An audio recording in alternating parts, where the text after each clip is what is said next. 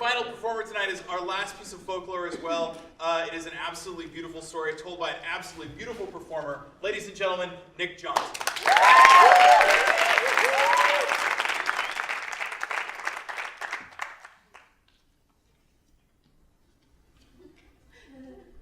8-year-old Kara stood in front of her new house, hands full of cardboard boxes ready to be unpacked. I'll unpack these later, she thought, and explore now. Put those away. Be careful with these. And I don't want to hear you having any fun until all those boxes are put away. Kara's mother yelled at her from the car. It was as if she knew exactly what she was up to. And if there was one thing that Kara hated more than anything else in the world, it was being told what to do. But she went back to the boxes, little boxes that she ran to the house and tossed aside. Big boxes that she could hardly even carry. Oh, so many boxes, boxes, boxes.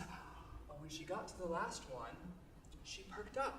Not just because it was the last box, but because it contained her prized violin.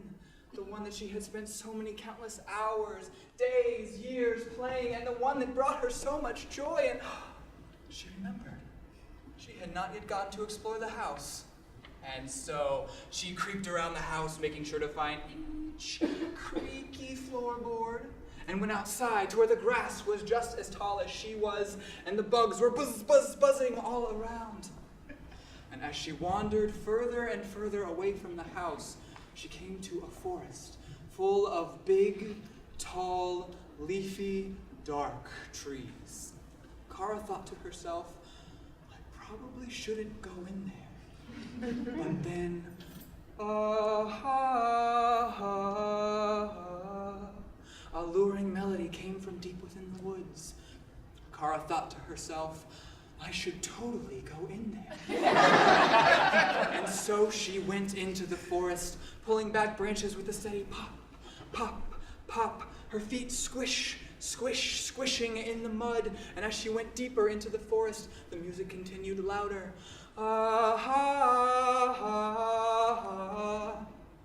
Kara didn't realize that she was approaching a lake, and she walked and walked and walked, and suddenly her feet were wet.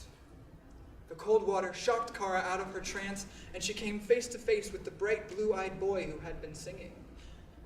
Hello, Kara, he said to her. How did you know my name? I am a water spirit. I have been around a very, very long time. I know many things. This seemed all right with Kara. She had grandparents, and they were really old, and they knew a lot of things. Kara asked the boy his name. My name is a secret. Why don't you try guessing? And so Kara guessed. Heinrich. Jorgen? Waldemar.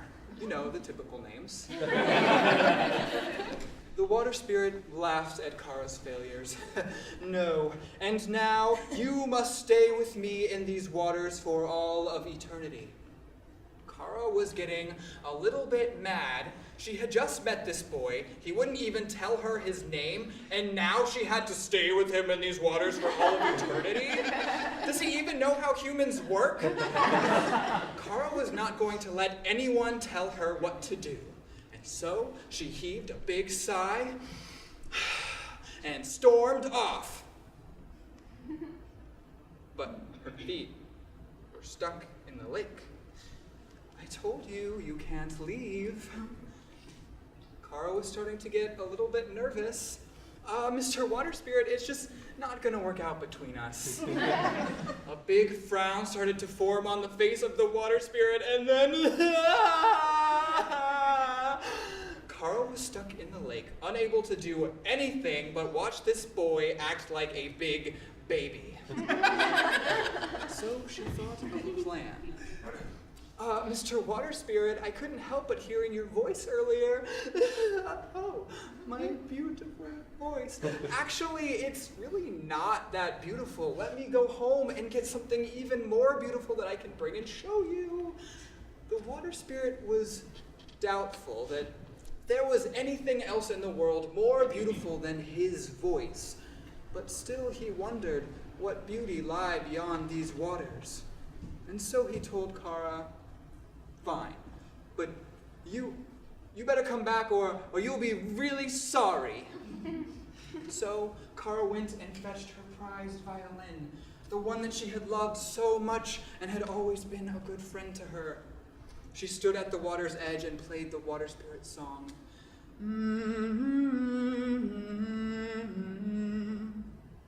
The water spirit was instantly enthralled by her music. "Oh, wow, that music really is beautiful."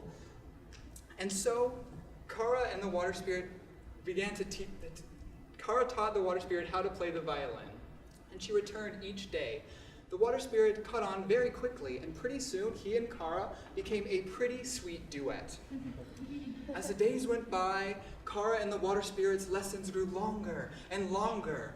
Some days they would skip the lesson and play games like hide and seek. Kara would always win. There aren't really many places for a water spirit to hide in a lake. Or they'd look at the clouds and guess the shapes.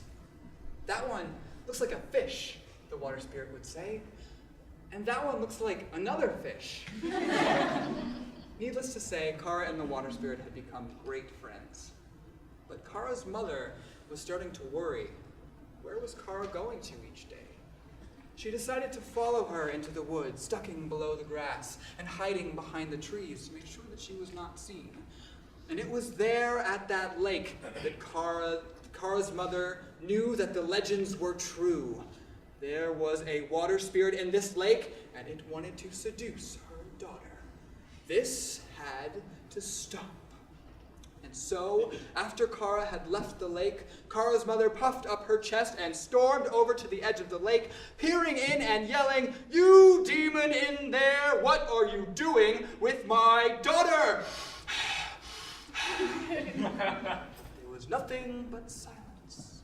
"Answer me, you wretched soul!" The waters began to bubble, bigger, bigger, bigger, and then, bloop, more silence.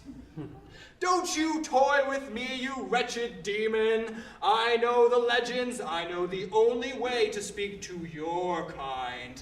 And so Kara's mother threw her hands wildly in the air and began to chant, "Spirit of the water blue, whose name is known to very few, I speak your name and banish you. Nokken, Nokken, I speak your name and send you back from whence you came." There was the sound of a water droplet, and then silence. When Kara returned the next day, the water spirit never showed up for his lesson. He didn't show up the next day either, or the one after that. Kara thought maybe she wouldn't have to live in these waters forever with this boy. But still, she missed him. As Kara grew up, she continued to play the violin. It was not just a beautiful sound to her anymore, but also a reminder of an old friend. And as Kara traveled, every audience who heard her play was instantly entranced with her music. And even though she traveled far, Kara would always find time to come back to that lake. And when she did, she would stand at the water's edge with her violin, playing that water spirit song and remembering their time together.